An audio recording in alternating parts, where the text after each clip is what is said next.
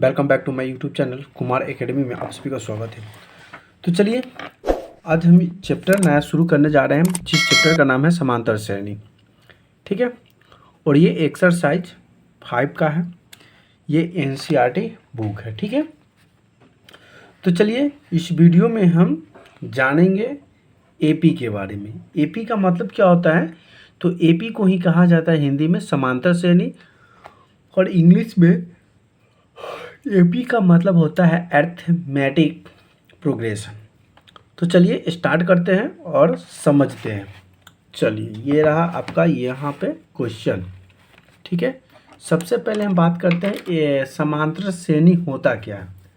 देखिए समांतर श्रेणी का मतलब होता है जब कोई भी अगर वर्ड अंक हम लिखते हैं तो जो अंक जो होता है वह समांतर श्रेणी के अंतर्गत आता है। जैसे कि चलिए एक को ही कहा जाता है इंग्लिश में एरिथमेटिक बोलते हैं। क्या बोलते हैं? एरिथमेटिक बोला जाता है। ठीक है, चलिए अब अरिथमेटिक और पी का मतलब होता है प्रोग्रेस। क्या होगा? Progression, arithmetic progression. ठीक है, एरिथमेटिक प्रोग्रेशन को ही कहा जाता है समांतर श्रेणियाँ। अब देखिए इसमें एपी इम्पोर्टेंट होता है। ठीक है, और इसमें क्या क्या चीज़ आता है, क्या पढ़ना है वो भी समझेंगे। अब एग्जाम्पल से समझते हैं कि समांतर श्रेणी कह दिया कि समांतर श्रेणी होगा कि नहीं। जैसे कि एग्जाम्पल में हम लेते हैं। ठीक है, मान लेते हैं एग्जाम्पल से आप हमको, जैसे कि यहाँ पे 1 4 7 10। अब पूछा जाएगा आपसे कि बताइए ये समांतर श्रेणी में है या नहीं है। तो सबसे पहले तो यहाँ पे आपको डिफरेंस देख लीजिए कि समांतर है कि नहीं। तो देख लीजिए इसमें 3 जोड़ने पर 7, इसमें 3 जोड़ने पर 7 और इसमें भी 3 जोड़ने पर 10। तो आगे उसी तरह से 3 जोड़ेंगे 13 निकल के आ जाएगा। तो देखिए ये क्या होगा मेरा, ये समांतर श्रेणी में है। क्या है? समांतर श्रेणी में ये है, क्योंकि इसका देखिए पल्स क्या है, सभी समान है। लेकिन अगर वही हम दूसरा बात अगर मान लेते हैं कलर, जैसे कि हमारे पास है 2 4 8 10 और 14 ले लिए, तो आपसे पूछा जाएगा कि बताइए ये समांतर श्रेणी में है या नहीं है। तो इसका डिफरेंस निकालिए। आप क्या कीजिए, डिफरेंस देखिए इसमें 2 जोड़ने पर, इसमें 4 जोड़ने पर और इसमें 2 जोड़ने पर, इसमें 4 जोड़ने पर। देखिए क्या ये समांतर श्रेणी होगा? ये समान है? नहीं, यह असमान है। क्या है? असमान है, इसलिए यह समांतर श्रेणी में नहीं आएगा। ये समांतर श्रेणी नहीं होगा। क्या नहीं होगा? तो समांतर श्रेणी में नहीं होगा। ठीक है, और एक और चीज़ समझते हैं। जैसे कि आपके पास यहाँ पे 1 है, 4 है, 7 है, 10 है और क्या है, 13 है। जब इस तरह का क्वेश्चन है तो आपको एक चीज़ याद रखना है कि आपको इसको क्या मानना है, A1 होगा, ये A2 है, ये A3 है, ये A4 है और ये क्या है, A5 है। ये सभी जब रूप में होगा तो हमको इसको A और B इसको क्या करना पड़ेगा, मानना ही पड़ेगा। ठीक है, अब मान लेते हैं। चलिए अब आगे बढ़ते हैं। अब इसमें आपका एक चीज़ और पूछेगा, डी, आपको डी जरूर पूछेगा। ठीक है, डी जब आपसे पूछेगा तो डी आप क्या कीजिएगा, डी का मतलब होता है सर्वांतर। देखिए आप एपी का मतलब तो समझ गए ना कि एपी का मतलब क्या होता है। तो एपी का मतलब होता है एरिथमेटिक, क्या होता है, अरिथमेटिक प्रोग्रेस होता है। क्या होता है? अरिथमेटिक प्रोग्रेशन होता है। और उसी तरह से डी हो गया, यानी कि इसको डिवीजन बोलेंगे, इसको डी से हम दर्शाते हैं सर्वांतर। क्या होगा?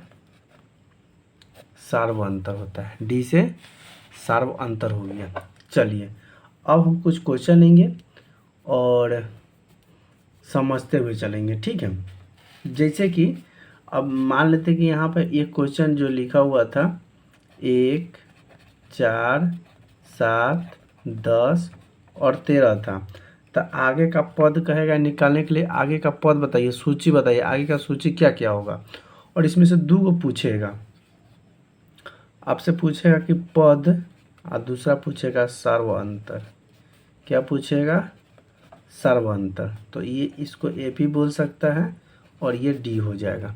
आपको ये याद रखना है, सर्वांतर डी से सूचित करते हैं, पद जो होगा ए होगा। और पद को A1 भी हो सकता है, A2 से ले A3, A4, A5 हो जाएगा, ठीक है। और आगे बढ़ते हुए चल, जितना पद आपको कहे निकालने के लिए उतना पद ऐसे बढ़ाते हुए चले जाना है। अब देख लीजिए, जैसे यहाँ पे देख लीजिए ई क्या हुआ है, 1 है, 2 है, 3 है, 4 है, 5 है, A1, A2, A3, A4, A5 है। और आपको A6 अगर निकालने के लिए कहे तो आप क्या कीजिएगा, तो सबसे पहले तो आपको कहेगा कि बताइए इसमें सर्वांतर क्या है, इसमें सर्व अंतर क्या है। तो देखिए सर्व अंतर निकालने के लिए आपको डी बराबर फॉर्मूला निकालना पड़ेगा। सर्व अंतर आपको देखना है कि सर्वांतर है कि नहीं। तो सर्वांतर क्या होगा, A2 में से, यानी कि A2 में से A1 को घटाएंगे तो A2 माइनस A1। तो A2 कितना है 4, A1 कितना है 1, तो घटा दिए तो कितना आ गया 3 आ गया। अब उसी तरह से अब एक हो गया, अब दूसरा निकालेंगे A3 माइनस A2। तो A3 का मान यहाँ पे देख लीजिए 7 है और A2 का मान कितना है 4 है, घटाया कितना आ गया 3। अब देख लीजिए A4 माइनस A3, A4 का मान है 10 और A3 का मान है 7, यानी कि 3, यानी कि डी बराबर कितना आ रहा है 3 आ रहा है। कितना आ रहा है 3। तो ये मेरा क्या हो जाएगा, सर्वांतर होगा। क्या होगा, सर्वांतर। अगर हमारे डी के जगह पर यहाँ पे अलग आता, फिर उसी तरह से यहाँ पे अलग मान आता, फिर उसी तरह से यहाँ पे मान अलग आता, तो ये मेरा क्या होता, सर्वांतर होता नहीं होता है। तो डी का मान होता है नहीं, तो उसे हम बोलते हैं कि ये सर्वांतर नहीं है। जब इस तरह से आ जाएगा ना, देखिए यहाँ पे a बराबर 5 तक है ना, तब A6 का निकालने के लिए कहेगा तो क्या कैसे निकालिएगा। अगर आपको A6 पद बताइए कितना होगा, तो आपको लिखना पड़ेगा A का 5वां पद और उसमें D का मान जोड़ दीजिए। क्या करना है, D का मान दीजिए, तो 6ठा पद निकल जाएगा ना। तो D का मान देखिए A5 का मान यहाँ पे देखिए कितना है 13, तो यहाँ पे लिख दीजिए 13। क्या लिख दीजिए, ध्यान से देखिए 13, और उसके बाद प्लस है तो प्लस कर दीजिए। डी का मान भी निकल के आया 3, तो यहाँ पे 3 जोड़ दीजिए, तो 13 3 निकल कितना आ गया 16, यानी कि ए पद आ गया 16, यानी कि A6 पद आ गया, ठीक है 16 आ गया। कितना आ गया A6 पद 16। अब उसी तरह से A7 पद कहेगा तब क्या लिखना पड़ेगा, ए से ए का 6ठा पद है उसमें डी जोड़ दीजिए, तो हमको क्या हो जाएगा 7वां पद निकल जाएगा। उसी तरह से 8वां पद निकालेंगे, उसी तरह से 9वां पद निकालते हुए चले जाएंगे, ठीक है। चलिए ये तो बना लिए। इसमें एक और आपको समझना है, क्या समझना है चलिए देखते हैं। यहाँ पे जैसे कि मान लेते हैं कि पद, जैसे कि यहाँ पे n भी पूछेगा आपसे n, तो n जो होगा पद की संख्या होगा। क्या होगा, पदों की संख्या को n से दर्शाते हैं। क्या करते हैं, n से दर्शाते हैं। उसी तरह से और a को हम दर्शाते हैं पद, तो an रहेगा तो क्या होगा, an बराबर हो जाएगा n पद, यानी कि जिसको हम nवां पद कहेंगे, ठीक है।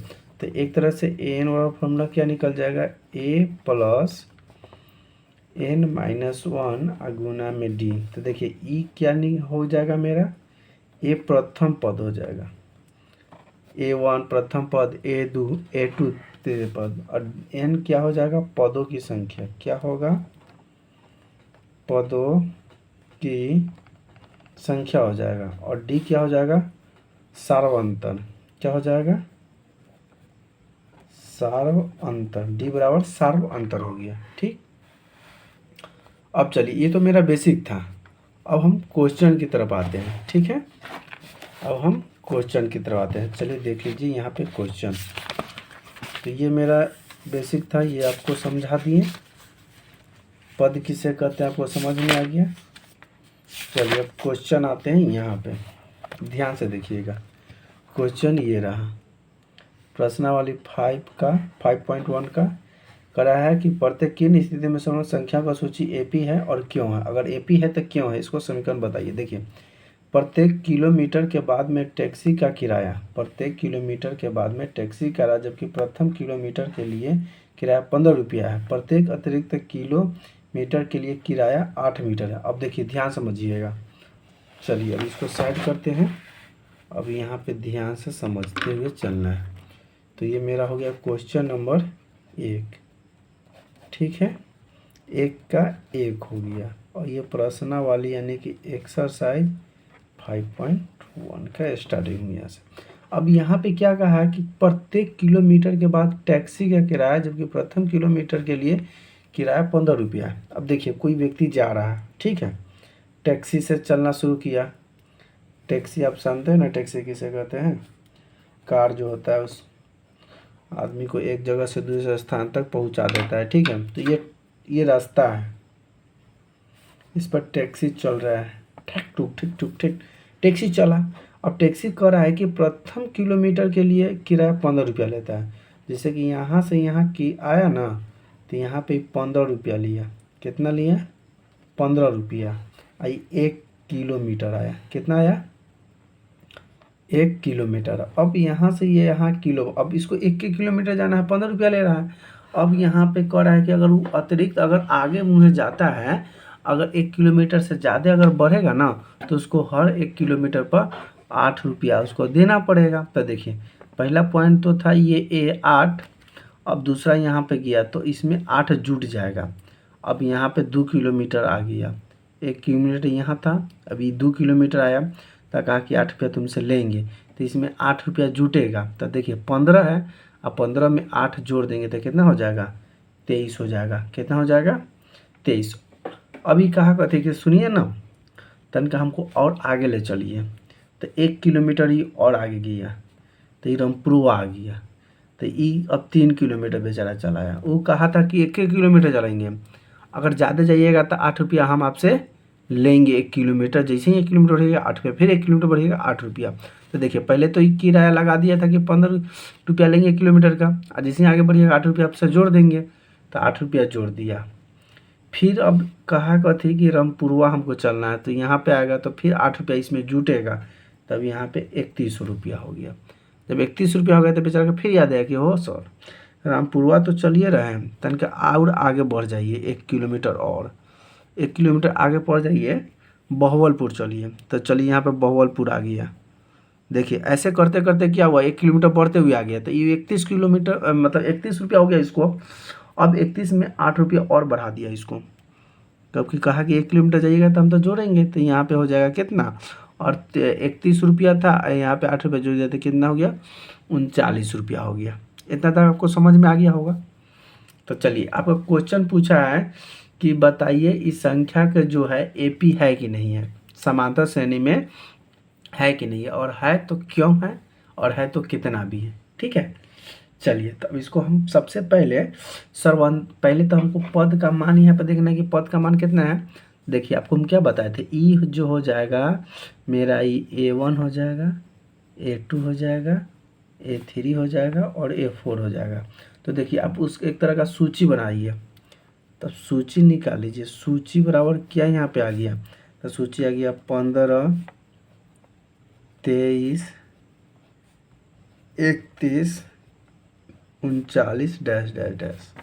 यानी कि अब आपको जब ये सूची निकल गया तब बताइए कि इसका सर्वांतर क्या होगा, यानी कि इसका सर्वांतर क्या है। तो देखिए इसका सर्वांतर निकालने के लिए आपको क्या करना है, तो इसका सर्वांतर निकालने के लिए आपका डी बराबर लिखना पड़ेगा। क्या लिखना है, डी बराबर, तो डी बराबर फॉर्मूला होता है कि आपको जब इस सभी का सर्वांतर निकालने के लिए पहले A2 में से A1 को क्या कीजिए, घटाइए। तो देखिए A2 का मान इसमें क्या है, 23 लिख दीजिए, माइनस 15, जब इसको घटाइए तो कितना आएगा, 8।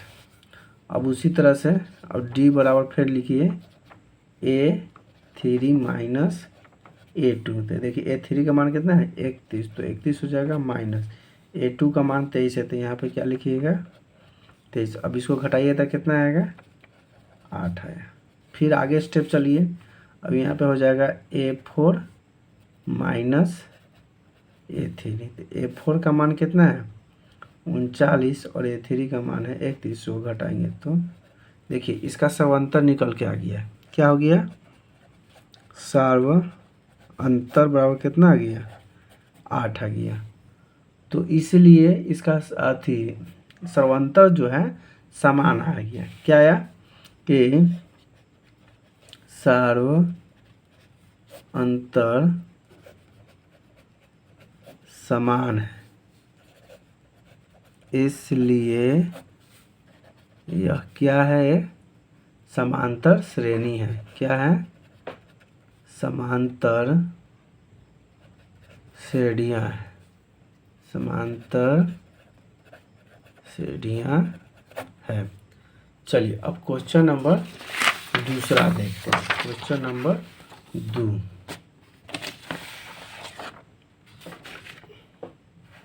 तो चलिए क्वेश्चन नंबर 2 क्या कहा, तो देख लीजिए क्वेश्चन नंबर 2 ध्यान से देखना चाहो।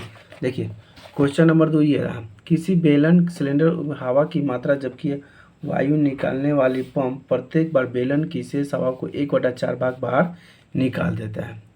तो कोई बेलन है उसमें हवा क्या है भरा हुआ है, जबकि वायु की वाला पंप जो है हर बार जब हवा को कसता है तो 1/4 भाग हवा बाहर निकाल देता है। ठीक है, चलिए अब यहाँ पर देख लीजिए बेलन है। तो देखिए बेलन तो आप जान गए ना, बेलन ऐसा होगा, पंप तो ऐसे बेलनाकार होता है ना, इसमें से ये पंप में से हवा निकल रहा है, हवा आपको नल की तरह दिखाई दे रहा होगा, ये नीचे रहता है हवा। अब इसमें पंप में जब हवा निकाल रहे हैं ना, तो पंपवा जो है मान लेते हैं कि इस तरह का है, लंबाई है। जब एक बार में पंप जब हम कस रहे हैं तो एक बार में हमारे तो यहाँ पे 1/4 भाग क्या हुआ पंप बाहर निकला। यानी कि यहाँ पर हम लिखेंगे माना बेलन में हवा की मात्रा, क्या हवा की मात्रा A1 बराबर 1। मतलब इसमें हवा कितना है, तो मान लिया कि हवा 1 है, यानी कि हवा की मात्रा 1 मान लिए। अब प्रश्न से देखिए क्या कहता है, प्रश्न से लिख सकते हैं या प्रश्न अनुसार लिख सकते हैं। तो प्रश्न से आप क्या लिखिएगा कि प्रश्न से लिखिएगा कि अब A2 बराबर, पहले तो A1 तो हमको पता चल गया, तो हम यहाँ से A2 बराबर क्या लिखेंगे कि पूरा मात्रा क्या है हवा का 1 है। क्या है 1 है, यानी कि A2 निकालने के लिए हम A1 करेंगे ना, अब पूरा मात्रा में से घटा देंगे, यानी कि 1 में से पूरा हवा कितना निकलता है एक बार में 1/4 बाहर निकलता है। यहाँ से A2 बराबर कितना हो जाएगा 4 माइनस 1, यानी कि A2 बराबर निकल के आएगा 3/4 निकल के आएगा। इतना तो समझ आया ना। अब देखिए A3 जो है हवा का भाग निकाल रहा है, कितना भाग निकाल रहा है, तो 4 भाग निकाल दे रहा है। क्या कर रहा है 4 भाग निकाल रहा है। तो देखिए अब A3 निकालने के लिए हम क्या करेंगे, तो A3 निकालने के लिए हम लिखेंगे A2। तो A2 का मान यहाँ पे कितना है 3/4। अब इसमें से क्या हो रहा है, अब इसमें से कितना भाग 1/4 भाग ना, तो 1/4 भाग कहने का मतलब है 3 में से 1/4 भाग जब कस रहे हैं तो निकल जा रहा है। तो पहले तो निकाल दिए भाग ना, तब उसमें हवा कितना बच गया 3/4% हवा बच गया ना, 3/4 हवा उसमें बचा हुआ है। अब 3/4 में और फिर पंप से एक बार पंप से मारा तो 1/4 भाग निकल गया।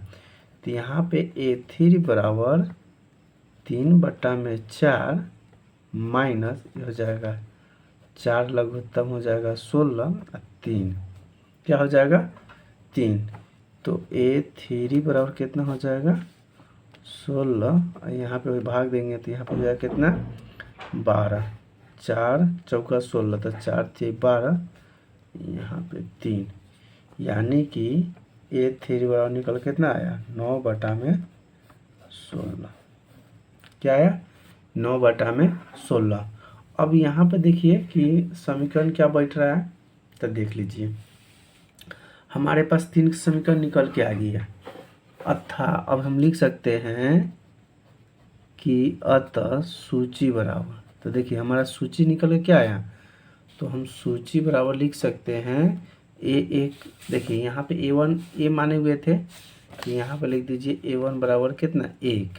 अब देखिए A2 का मान यहाँ पे निकाला था 3/4 आया, तो यहाँ पे लिख दीजिए 3/4। और देखिए A3 का मान यहाँ पे निकल के आएगा कितना 9/16, तो लिख दीजिए 9/16। अब यहाँ से आपको ये चीज़ देखना है कि ये सर्वांतर है कि नहीं। हम तो ये सूची निकाल दिए, अब सूची निकालने के बाद यहाँ पे चेक करना है कि सर्वांतर है कि नहीं। तो यहाँ पे आप लिखिए कि सर्वांतर के लिए आप D बराबर जानते हैं ना, D को सर्वांतर से मापते हैं यानी कि दर्शाते हैं। तो D बराबर यहाँ पे लिखना है A2 माइनस A1, तो A2 के मान कितना है 3/4 माइनस 1, तो इसने चुगने 1 है यानी कि 4, 3 माइनस 4 बराबर -1 में कितना हो जाएगा -1/4 आ गया। ठीक है, अब दूसरा भी चेक कर लीजिए, यानी कि A3 माइनस A2 बराबर क्या हो जाएगा। तो देखिए A3 का मान क्या है, तो A3 का मान यहाँ पे है 9/16 माइनस A2 का मान है 3/4। तो देखिए 16 और 4 का लघुत्तम निकालेंगे तो कितना हो जाएगा 16, कितना होगा 16 हो जाएगा। यहाँ पे माइनस और यहाँ पे 4 3 12, यानी कि इसको हम निकालेंगे तो यहाँ पे हो जाएगा -3/16। अब देखिए ये सर्वांतर होगा, तो ये सर्वांतर नहीं है। क्यों नहीं है, क्योंकि देखिए इसका निकल के आया -1/4 और इसका निकल के आया -1/6। तो अतः यहाँ पे लिख सकते हैं कि अतः हम कह सकते हैं कि ये सर्वांतर नहीं है, यानी कि ये समांतर नहीं है, या इसको बोल सकते हैं कि सर्वांतर नहीं। ठीक है, यही हमारा आंसर हो जाएगा। चलिए एक और क्वेश्चन हम लेते हैं, क्वेश्चन नंबर इसी का क्वेश्चन नंबर 3 लेते हैं। ठीक है, तो चलिए क्वेश्चन नंबर 3 इसका क्या है, क्वेश्चन नंबर 3 देखते हैं। क्वेश्चन नंबर 3 ये रहा आपके सामने। देखिए प्रत्येक मीटर की खुदाई के बाद एक कुआं खोदने में आई गई लागत, जबकि प्रथम मीटर खुदाई में 150 और बाद में प्रत्येक मीटर की खुदाई लागत 50 रुपया बढ़ जाती है। देखिए एक इंडा है, कुआं है, तो आपको पता होगा ना कि कुआं कैसा होता है। देखिए एक तरह का ये कुआं है, बना दिए कुआं, ऐसा कुआं लंबा जो है ना खोदा जा रहा है नीचे तक ले। तो अब कहा कि कुआं को खोदा, क्या किया कुआं को खोदा गया। तो जब कुआं को खोदा गया ना, तो यहाँ से यहाँ जब कुआं खोदे ना, तब खुदाई में हमको खर्चा हुआ कितना 150 रुपया। कितना हुआ 150 रुपया खर्चा हुआ। और जैसे ही कहा कि जब आगे बढ़िएगा ना 1 मीटर, तो आपको 50 रुपया ज़्यादा लगेगा। तो यहाँ से आया तो ये 50 रुपये इसमें जोड़ देंगे तो ये कितना हो जाएगा 200 हो गया, यानी 50 रुपया बढ़ जा रहा है। फिर आगे यहाँ पे आया तो ये हो गया 250 रुपया हो गया। फिर यहाँ पे आके इसको खोदा तो यहाँ पे हो गया 300 रुपया हो गया। ये सभी क्या है कुआं है, क्या है कुआं, ये कुआं है। और कुआं को खोदने में ये सब पैसा लग रहा है, मीटर के हिसाब से बढ़ते जा रहा है। तो देखिए यहाँ से आपको एक तरह का सूची निकल के आया, क्या आया, तो यहाँ से एक सूची बन गया ना। आपको यहाँ पे क्या सूची बना, देखिए यहाँ से सूची बनाइए आप, तो सूची बराबर कितना आ गया तो देखिए यहाँ से सूची आपको निकल के आया 150, 200, 250 और 300, एक तरह का सूची आ गया। इसके आगे भी हम आसानी से निकाल सकते हैं, ठीक है। तो देखिए ई हो गया किसका मान A1, ये हो गया A2, ये हो गया A3 और ये हो गया A4। इस तरह से हम कब को बता देते हैं, आपको समझ में आएगा, ठीक है। अब यहाँ से आप सर्वांतर निकालिए, यानी कि यहाँ से D बराबर निकालिए। तो D बराबर क्या होता है, D बराबर होता है कि A2 में से आप A1 को घटा दीजिए सर्वांतर पता करने के लिए। तो A2 कितना है 200 है और A2 कितना है 150 है, घटाएंगे तो कितना आएगा 50 ही आएगा। दूसरा क्या है A3 में से A2 को घटाइए, तो A3 के मान है 250 और A2 का मान कितना है 200। अगर इसमें से भी घटाएंगे तो कितना आएगा 50 ही आएगा। तो वो और ले लेते हैं, A4 में से A3 घटाइए तो A4 कितना है 300 और A3 कितना है 250। इसमें से भी घटाइए तो 50। नहीं देखिए हर स्थिति में कितना है 50-50 आ रहा है, यानी कि हम बोल सकते हैं कि ये क्या है सर्वांतर है। क्या है ये सभी क्या है सर्वांतर है। बस इतना ही करके छोड़ देना है, सर्व अंतर है। तो यहाँ पे आंसर होगा कि हाँ ये सर्व अंतर है। चलिए और क्वेश्चन नंबर हम देखते हैं चौथा। देखिए क्वेश्चन नंबर चौथा क्या कर रहा है, आपको यहाँ से आप देख के समझिएगा ध्यान से। ये क्वेश्चन नंबर कितना है चौथा, आपको दिखाई दे रहा है। तो ये ऊपर देखिए, खाते में प्रत्येक वर्ष का मूलधन जबकि 10,000 रुपये की राशि 8% वार्षिक दर से चक्रवृद्धि ब्याज पर जमा की जाती है। तो देखिए सबसे पहले तो इसको समझिए, हमारे पास पहले वर्ष की राशि दिया हुआ है, कितना दिया हुआ है, तो हमारे पास दिया हुआ है कि पहले वर्ष की राशि, देखिए पहले वर्ष की राशि कितना दिया हुआ है 10,000 रुपया, कितना है 10,000 है। तो देखिए पहले वर्ष की राशि दिया है तो इसको हम क्या लिख सकते हैं, यानी कि मेरे पास दिया हुआ है A1 बराबर दे दिया हुआ है 10,000, कितना है A1 बराबर हमारे पास 10,000 दे दिया हुआ है और दर भी हमारे पास दिया हुआ है क्या है 8 दे दिया। तो देखिए दूसरे वर्ष का ब्याज निकालिए, ये तो पहले वर्ष का हो गया ना, तो यहाँ से आप दूसरे वर्ष का ब्याज नहीं निकाल लीजिएगा।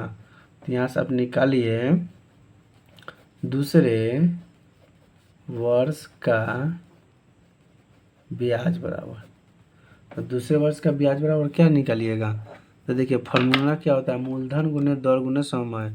देखिए मूलधन गुने दर गुने समय अब बटा में क्या होता है 100। ये सिंपल ब्याज निकालने का तरीका है, ठीक है।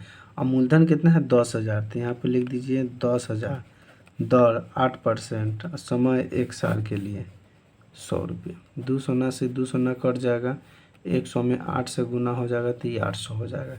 यानी कि दूसरे वर्ष का ब्याज निकल के कितना आ गया 8 वर्ष दूसरे। तब दूसरे वर्ष की राशि क्या हो जाएगा, तो यहाँ पे आपको देखिए मूलधन में जब ब्याज जो आएगा ना उसको हम जोड़ देते हैं, क्या करते हैं जोड़ देते हैं, तो मूलधन निकल जाएगा। जो इसमें राशि जो दिया हुआ है 10,000, तो यहाँ पे कितना है 800। तो यहाँ पे आपको लिखना है कि दूसरे वर्ष की राशि, दूसरे वर्ष की राशि बराबर था, देखिए एक वर्ष का राशि कितना था 10,000, कितना है 10,000। अभी इसका मूलधन ब्याज निकल के आया 800, तो इसमें हम जोड़ देंगे तो ये हो जाएगा 10,800। ये क्या निकल के आया दूसरे वर्ष की राशि। तो दूसरे वर्ष करने का मतलब क्या निकल के आया, ये निकल के आया A2 निकल के आया, क्या निकल के आया A2 निकल के आ गया। इतना तो कोई दिक्कत। तो चलिए अब हमको निकालना है क्या तीसरे वर्ष की ब्याज हम निकालेंगे। अब हम निकालेंगे तीसरे वर्ष का ब्याज, तो यहाँ पर लिखेंगे तीसरे वर्ष का ब्याज बराबर। तो देखिए तीसरे वर्ग का जब हम ब्याज निकालें तो चक्रवृद्धि ब्याज में कितना होता है, जितना जो हम मूलधन जब जो ब्याज अब मूलधन अब इस पर फिर अब क्या निकलेगा, अब इस पर चक्रवृद्धि ब्याज लगेगा। तो देखिए मूलधन गुने दर बटा 100 यानी कि मूलधन कितना हो गया 1000 10,800 गुने और दर की अगर बात करें तो दर तो 8 दर है, महीना साल तो एक ही हो जाएगा, फिर 100 हो जाएगा, ये तो दोनों से कट जाएगा। तो यहाँ पे हो जाएगा 108 गुना 8 ये बराबर हो जाएगा 1 और 8 8 64 यानी कि 200 एक मिनट, ये आंसर सही है ना जी, 864 होगा ना, 8 कम 8 हो जाएगा, तो यहाँ पे हो जाएगा 864 हो गया। ठीक है, कितना निकल के आया 864। तो देखिए 800 जब 64 आया तो हम इसमें आगे क्या करेंगे, तो जब इसमें हमको मूलधन ये निकल के आया क्या है, तो 864 जो हमको निकल के आया ये ब्याज निकल के आया, क्या निकल के आया ब्याज। तो देखिए ब्याज निकल के आया तो हम यहाँ से हम क्या निकालेंगे, तो दूसरे वर्ष का राशि, तो यहाँ पे सॉरी तीसरे वर्ष का ब्याज निकल के आया, तो यहाँ पे हम निकालेंगे अब तीसरे वर्ष का राशि अब निकालेंगे। तो तीसरे वर्ष का राशि क्या हो जाएगा, पहले जो था दूसरे वर्ष का राशि 10,800 था, अब तीसरे वर्ष का राशि हो जाएगा 10,000 प्लस अब 864 ब्याज, इसमें क्या कर दिया जाएगा जोड़ दिया जाएगा, क्या कर दिया जाएगा जोड़ दिया जाएगा, ध्यान से देख लीजिएगा, जोड़ दिया जाएगा। तो यहाँ पे कितना हो जाएगा, ये हो जाएगा 10,864 10,864। तो अब एक तरह का आपको पास सूची बन गया, क्या बन गया सूची। तो चलिए सूची से यहाँ से पता कर लीजिए क्या हो गया। तो देखिए सूची बराबर पहला A1 कितना है, A1 दिया हुआ था 10,000, कितना था 10,000, कॉमा कीजिए और दूसरी वर्ष का ब्याज दे, देखिए ऐसे दूसरी वर्ष का ब्याज और दूसरी वर्ष की राशि निकल कितना आया 1,800। तो दूसरा सूची कितना हो जाएगा 10,800 और तीसरी देखिए तीसरी राशि यानी तीसरी वर्ष का ब्याज तो हमको निकल गया 864, तो तीसरे वर्ष का क्या हो जाएगा राशि निकल के आया ये 10,864। देखिए पद मान कम से कम हमें क्या करना है 1 3 तक निकालिएगा तभी जाके कुछ सॉल्व हो जाएगा। ठीक है, तो 10,000 एक 10,800 10,864 आ गया। तो क्या बताइए कि ये सर्वांतर है कि नहीं है, अगर सर्वांतर है तो कैसे है, तो देखिए तो आपको यहाँ से आपको एक चीज़ पता चल गया ना कि ई A1 हो गया, ई A2 है और ये A3 है, भगवान करे ये P2 नहीं है A2 है, ना तो P2 रहता तो गड़बड़ा जाता। अब यहाँ से आप डी निकाल सकते हैं ना, तो डी बराबर क्या होता है सर्वांतर होता है, यानी कि हमको अब निकालना है सर्वांतर। इस समय सर्वांतर कितना है पता चल रहा है कितना का अंतर है, पहले 10,000 था 10,800 हुआ, अब 10,864 हुआ। तो देखिए अंतर तो हमको पता ही नहीं चल रहा है कि इसमें तो कोई अंतर ही नहीं है, तो सर्वांतर तो होगा नहीं, लेकिन पता कैसे चलेगा। तो आपको यहाँ पे लिखना है कि डी बराबर B2 माइनस B1, अब B2 के मान यहाँ पे दिया हुआ है कितना 10,800 माइनस, अब इसमें से 10,000 घटा दीजिए तो यहाँ पे कितना बच गया 800। चलिए ये तो 800 आ गया, क्या यही रूल सब में काम कर रहा है, तो आगे चेक कीजिए। तो आगे फिर लिखिए कि डी बराबर A3 माइनस A2। तो देखिए A3 का मान कितना है यहाँ देखिए 10,864, तो यहाँ पे लिखिए 10,864 माइनस, अब देखिए A2, तो A2 का मान कितना है 10,800, तो यहाँ पे लिखिए 10,800। अब इसको घटाइए, तो घटाइएगा तो कितना बचेगा, ये बचेगा सीधे 64। अब देखिए कि यहाँ पे एक 800 आ गया और यहाँ पे आ गया 64, क्या ये सर्वांतर है, तो ये कभी भी नहीं है, तो ये होगा ही नहीं। अतः ये सर्वांतर नहीं है। जब ये समांतर नहीं है तो EAP भी नहीं हो सकता, और इसको बोल सकते हैं कि यह समांतर श्रेणी भी नहीं है, समांतर श्रेणी नहीं है। तो चलिए, ये क्वेश्चन मेरा था 5.1 का NCERT सॉल्यूशन। मैंने 1 से लेकर 5 तक कराया, और अगले वीडियो में मैंने इसके आगे वीडियो कराएंगे। अगर हमारे चैनल पर नए हैं तो चैनल को सब्सक्राइब कर लें। वीडियो अच्छी लगे तो वीडियो को लाइक शेयर कमेंट जरूर करें। थैंक यू, धन्यवाद, वंदे मातरम।